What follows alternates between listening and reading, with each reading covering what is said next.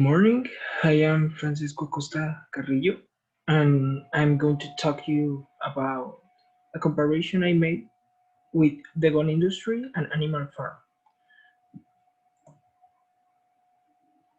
So there are different parts I identified in this book, and I'm going to talk about all of them. I am going to talk about the legitimate rebellion, the problem, distorted ideals, the about Napoleon, Snowball, Squealer, and Unjust Regime. So at the beginning of the book, their rebellion was legitimate. Humans were abusing about animals. They work less than them and they kill animals when they need it.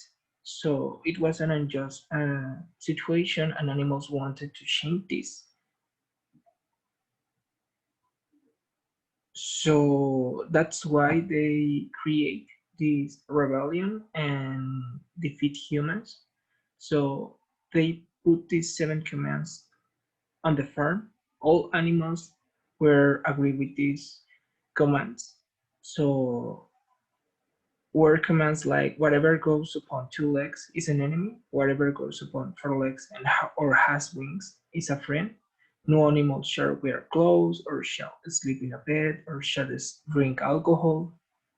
So with the gun industry, uh, there is this idea that any citizen has the right to have guns because they will be able to defend themselves from any kind of thief, or maybe the government gets tyrannic.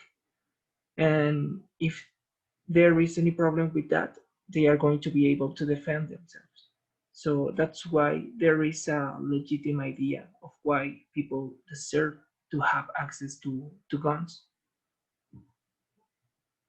But then there is a distorted idea. On the book, Pig, Pig's command by Snowball and Napoleon started to change every rule based on their convenience, even though that changes affect directly to animals. Even they started to be worse than when they were with humans. In the gun industry, there is this reality that a lot of people die because of guns. In the USA, 79 percentage of people die in killings gun related. In Canada, that is another country that doesn't have so many gun regulation. They have a percentage of 37.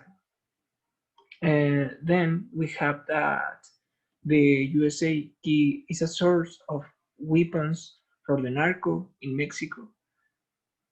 And the problem with that is that Mexico is in return a source of fentanyl to the USA. They have so many problems with drugs, and the narco is making this worse because we are the source of that drugs.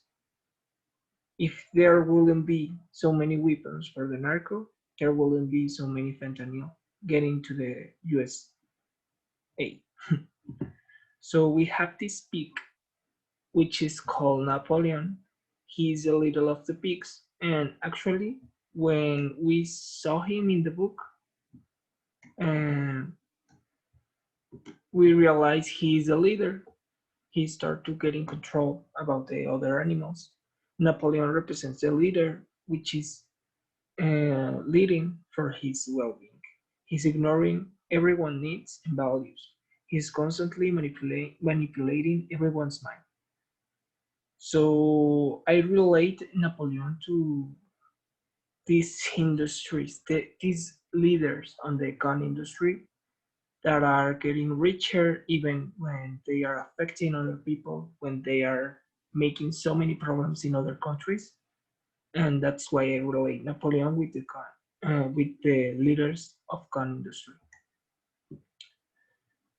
We have then Snowball. Snowball was this imaginary enemy Napoleon was constantly using to try to create an imaginary enemy which justified every action which was against the commitment.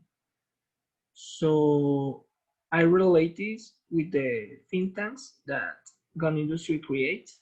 We can see here uh, two arguments that the people in these think tanks tell other people to try to convince them that guns are good.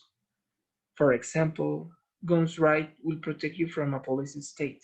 We have this idea that the government can violate our rights. So if we have guns, we are going to be able to defend them ourselves.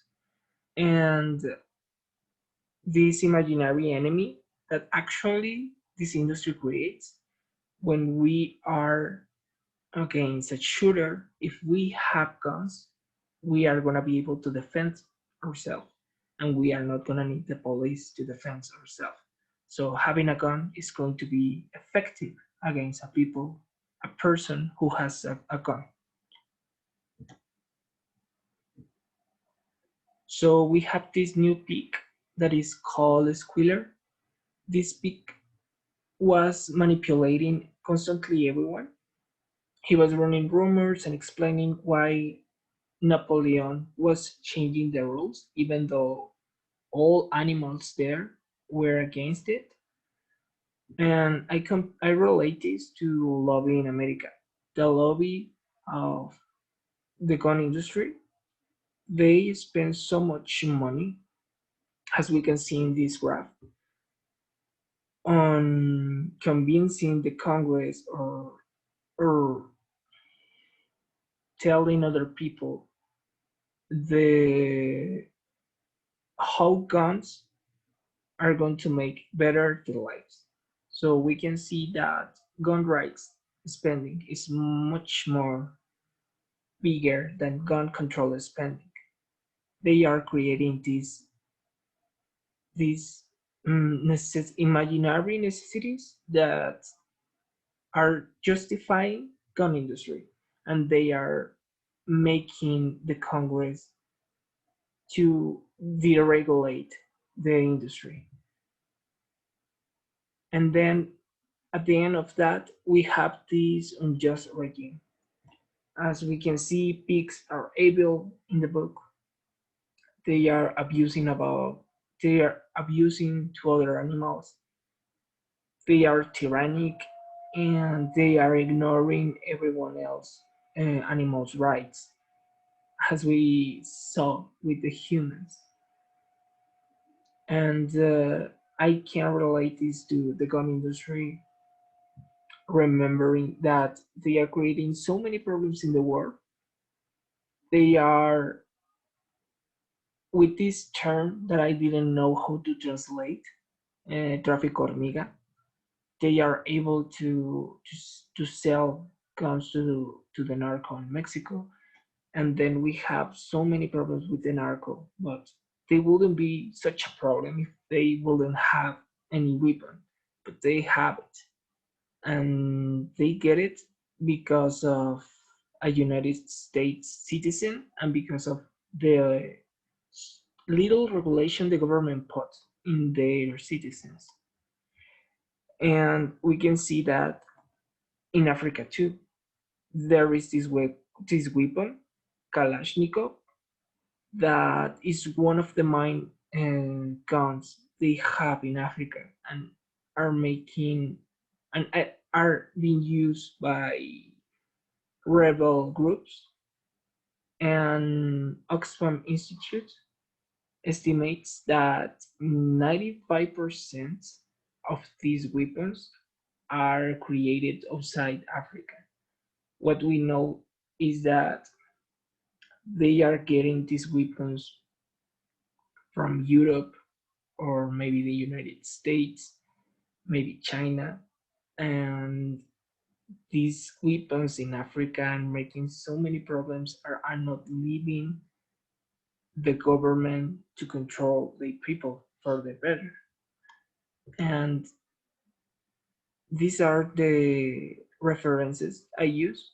We can see that are from the BBC and CNN. So thank you very much. Good night.